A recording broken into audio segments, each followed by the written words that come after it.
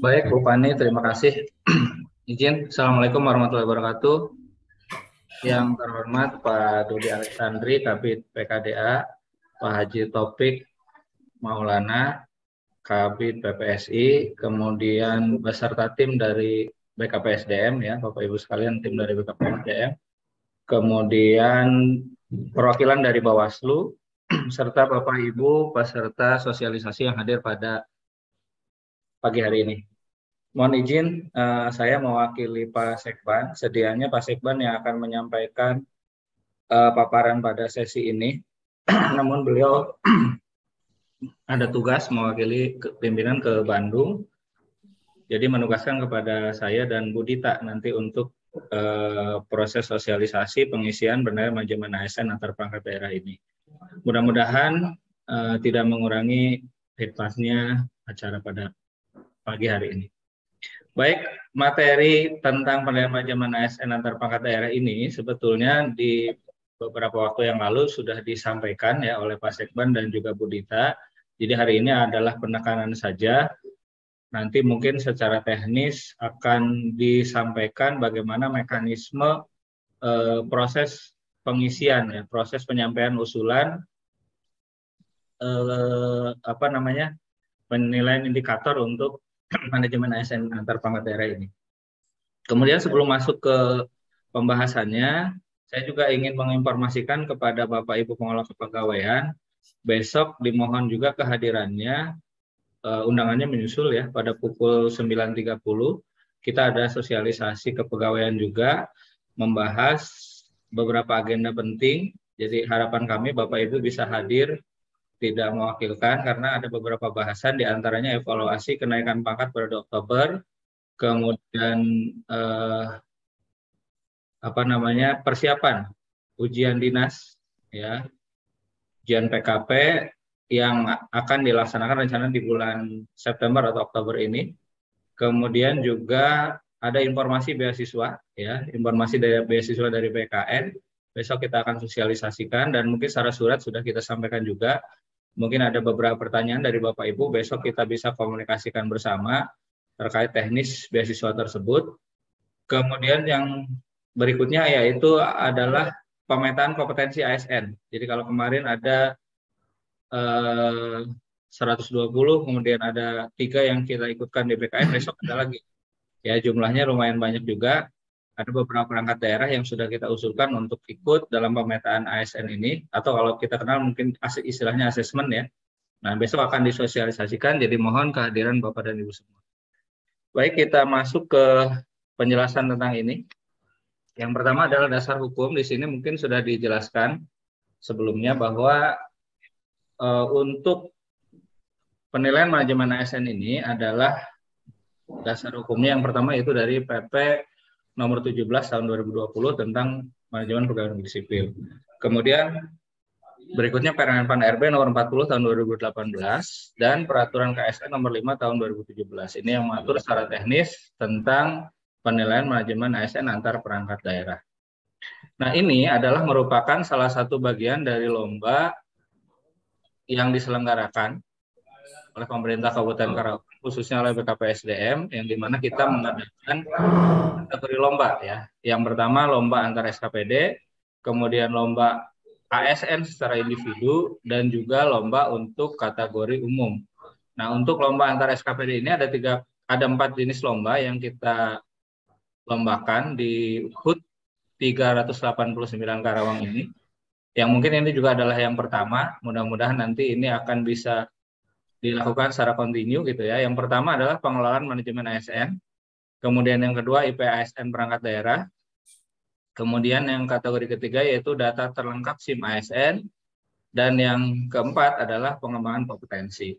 Nah, hari ini kita akan bahas tentang pengelolaan manajemen ASN, di mana pengelolaan manajemen ASN ini adalah salah satu indikator penilaian yang dilakukan oleh KSN atau Komisi Aparatur Sipil Negara, yang tujuannya adalah untuk meningkatkan profesionalitas ASN. Jadi ini kita sudah dilakukan penilaian dalam beberapa tahun terakhir, sejak dari tahun 2020, alhamdulillah Kabupaten Karawang mendapat skor 295. Kemudian terakhir kemarin dengan kategori baik ya. Kemarin terakhir di 2021 kita ada peningkatan dari 295 menjadi 329,5 dengan skor sangat baik ya. Ini adalah merupakan sebuah kebanggaan ya, dan tentunya juga dengan adanya lomba pengelolaan manajemen ASN ini harapannya juga ini bisa diimplementasikan juga di tingkat perangkat daerah gitu ya.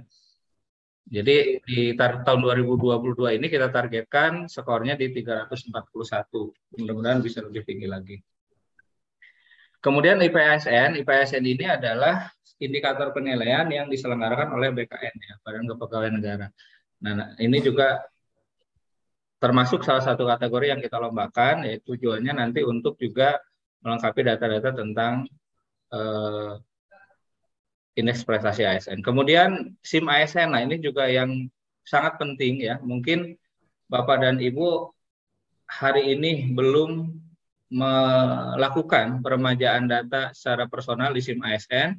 Kami harapkan agar segera dan menginformasikan juga kepada para pegawai di lingkungan kerjanya agar segera melakukan peremajaan data di aplikasi SIM ASN. Kenapa demikian? Karena ke depan semua layanan akan berbasis pada SIM ASN.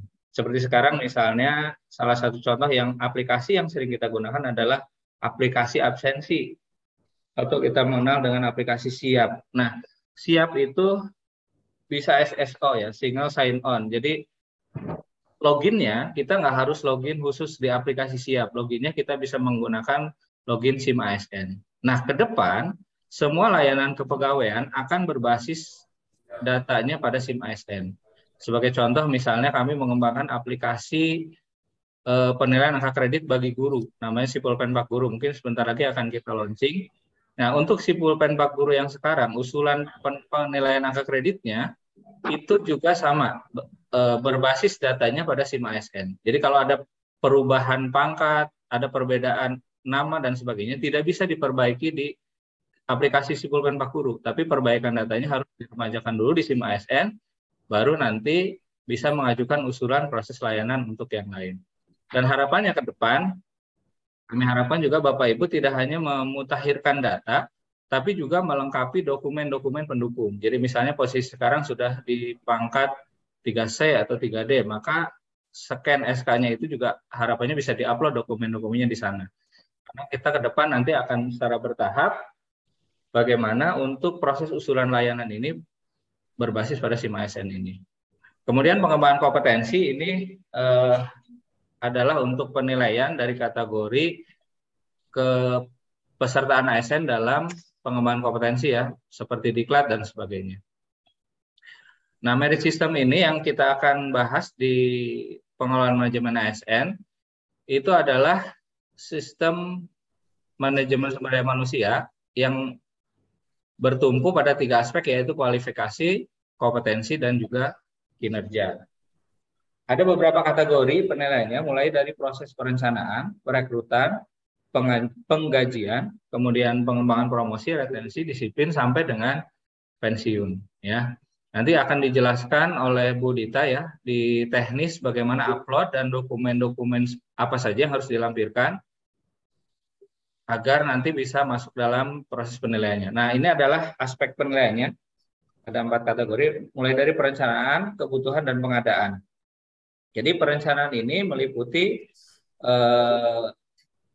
aspek dari mulai Anjab ABK ya, peta jabatan, rencana kebutuhan, kemudian data jabatan, pangkat, unit kerja, data pensiun, rencana pemenuhan kebutuhan, serta penempatan CPNS ke PNS sesuai dengan formasi yang dilamar. Jadi KSN memantau ya, mengevaluasi bagaimana kesesuaian penempatan CPNS sesuai dengan formasi pada saat CPNS tersebut melamar. Jadi ini khususnya untuk CPNS 2019 itu mereka ada ikatan 10 tahun tidak boleh mutasi. Mutasi ini dalam artian juga termasuk mutasi pindah formasi, ya, karena ini menjadi bahan evaluasi dari KSN. Kemudian data pensiun, nah ini juga nanti bisa menjadi acuan untuk bagaimana rencana pemenuhan kebutuhan di masa yang akan datang. Jadi misalnya kita bisa buat estimasi pensiun di 5 tahun yang akan datang, maka kita bisa proyeksi untuk kebutuhan di 5 tahun tersebut. Ini juga penting agar jangan sampai nanti pada saat pengisian ya terjadi duplikasi atau ketidaksesuaian dengan formasi. Kemudian berikutnya aspek pengembangan karir. Ini meliputi kesenjangan kualifikasi kompetensi pegawai, kesenjangan kinerja, usul pengembangan kompetensi diklat, usul peningkatan kompetensi melalui praktik kerja dan pertukaran pegawai, usul peningkatan kompetensi melalui coaching dan mentoring. Nah, ini juga kita sudah melakukan magang ya. Magang kemarin ada melalui bidang diklat, ada di Yamaha, kemudian di Innoak, dan di BJB juga pernah ya. Nah, mudah-mudahan ini juga menjadi program rutin. Nanti Bapak Ibu yang terpilih bisa diikut sertakan dalam program untuk pengembangan karir tersebut. Kemudian aspek ketiga adalah manajemen kinerja. Ini meliputi kontak kinerja yang terukur dan diturunkan dari rencana strategis perangkat daerah, penilaian kinerja secara berkala, informasi tentang kesenjangan kinerja dan penyusunan strategi penyelesaiannya. Dan yang keempat adalah berhubungan dengan disiplin, pelayanan, dan sistem informasi. Nah, ini komponen ya, aspek penilaiannya bisa dilihat di slide berikut, aspek penilaian, kemudian scoringnya, dan juga pembobotannya. Jadi nanti kalau misalnya evidennya sesuai, maka bobot yang diperoleh bisa maksimal dalam penilaiannya. Nanti dijelaskan oleh Bu Dita dalam sesi simulasi ya untuk entry-nya. Kemudian kategori penilaian ada 4. Yang pertama itu adalah kategori buruk untuk skornya rentang antara 1 sampai 42,5. Kemudian yang kedua kategori cukup untuk rentang antara 43 sampai 85. Kategori ketiga adalah baik antara 86 sampai 128. Dan kategori keempat sangat baik antara 129 sampai dengan 170. Jadi silakan Bapak dan Ibu pengelola kepegawaian disiapkan eviden-evidennya ya. Jadi dilakukan nanti penilaian secara mandiri sesuai dengan skor. Misalnya tersedianya anjap ABK perangkat daerah. Kalau tersedia saja berarti 1, tapi tersedianya untuk jangka 5 tahun ini bisa skornya 4, kira-kira seperti itu. Nah, siapkan dokumen pendukungnya seperti ini. Data jabatan, kemudian anjap ABK-nya, rencana kebutuhan dalam 5 tahun, dan seterusnya. Apabila ini skornya maksimal, maka nanti mendapat bobot 2,5. Diakumulasi, nanti nilai akhirnya semua aspek tersebut akan dimasukkan dalam kategori ini. Kemudian bagaimana cara menguploadnya? Nah, ini tahapannya. Yang pertama masuk ke Google Form. Ini sudah diklasifikasikan link untuk upload dokumen ya. Nanti akan dijelaskan secara teknis. Yang pertama untuk perangkat daerah, linknya bit.ly manajemen ASN OPD. Untuk kecamatan, manajemen ASN Kec, dan untuk Korwil dan sebagainya, manajemen ASN dan DLL. Hati-hati dalam penulisan link ini, karena ada beberapa huruf besar ya, harus ditulis sesuai huruf besar. Kalau huruf kecil, huruf kecil, huruf besar, huruf besar. Kemudian tahap kedua, setelah mengakses alamat ini, Bapak Ibu bisa memilih nama perangkat daerah. Ya, di sini sudah disediakan kombonya. Silakan tinggal dipilih saja. Kemudian berikutnya menekan next. Nah, setelah menekan next, tahap ketiga akan muncul pertanyaan untuk masing-masing aspek. Silakan Bapak Ibu cermati pertanyaan tersebut. Kemudian pilih aspek yang paling sesuai, menggambarkan kondisi yang ada di perangkat daerah masing-masing. Ya, jangan lupa juga lampirkan data pendukung untuk masing-masing aspek tersebut. Di sini sudah ada nih pertanyaannya. Kemudian di sini udah ada pilihan aspek kategorinya ya dari aspek ini. Mana yang paling sesuai menggambarkan kondisi yang ada di perangkat daerah Bapak Ibu. Kalau misalnya pilihan yang pertama ya diklik yang pertama. Kalau yang keempat ya diklik yang keempat. Kemudian kalau ada data dukung, kalau sudah memiliki data pendukung seperti tadi misalnya anjap ABK, ada perencanaan untuk kebutuhan 5 tahun dan seterusnya, silahkan dilampirkan di sini. Bagaimana kalau filenya lebih dari 1 ya, bisa di merge ya, digabung. Silahkan di-upload di sini.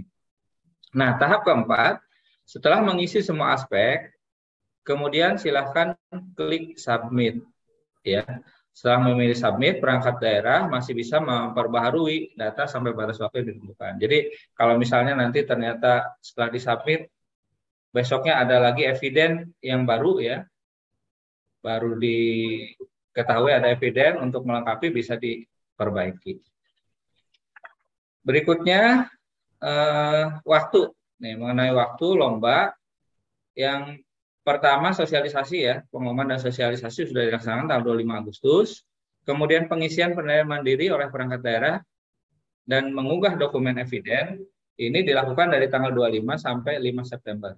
Jadi sekarang mungkin Bapak Ibu sudah bisa mulai ya melakukan penilaian mandiri dan mengunggah eviden. Kemudian 16 sampai 12 September penilaian oleh tim juri dari BKPSDM dan memungkinkan juga nanti ada visit ya, ada monitoring ke OPD untuk melihat keadaan secara aktual, secara langsung.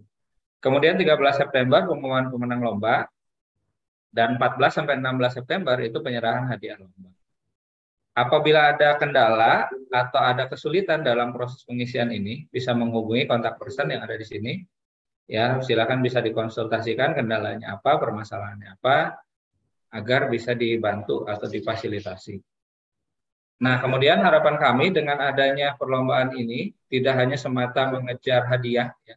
Hadiahnya memang cukup menggiurkan, ya. Hadiahnya juga, sponsornya juga cukup beragam yang sudah masuk. Selain hadiah juga nanti akan dapat piagam juga, ya, ini juga mungkin sebuah kebanggaan bagi perangkat daerah masing-masing. Harapannya adalah bahwa penerapan sistem merit ini lebih dari hanya sekedar angka dalam penilaian. Jadi tadi ada scoring ya.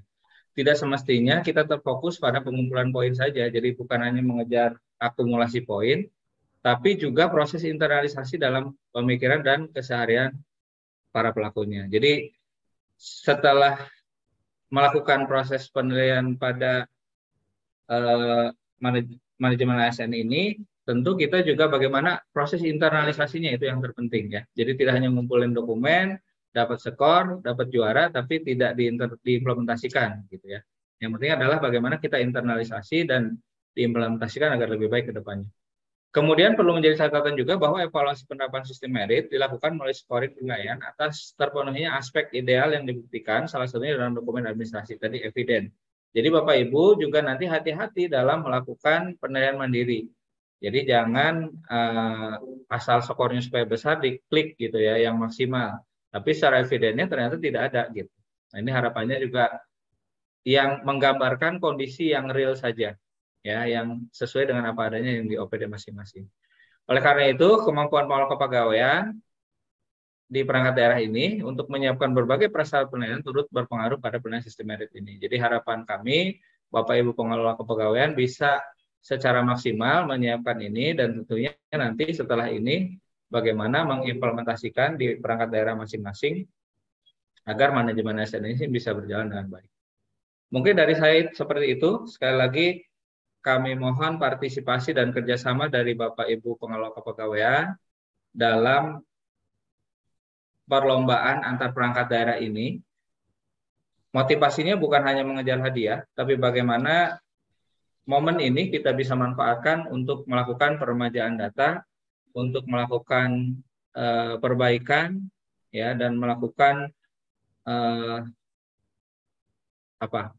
persiapan-persiapan untuk kedepannya tentunya. Ya, jadi bagaimana dengan adanya beberapa tadi indikator penilaian seperti manajemen ASN, kemudian IP ASN, SIM ASN, peremajaan data di SIM ASN itu akan menjadi data di perangkat daerah ini lebih aktual dan juga lebih valid seperti itu. Mungkin dari saya itu yang bisa disampaikan. Mohon maaf kalau ada kekurangan.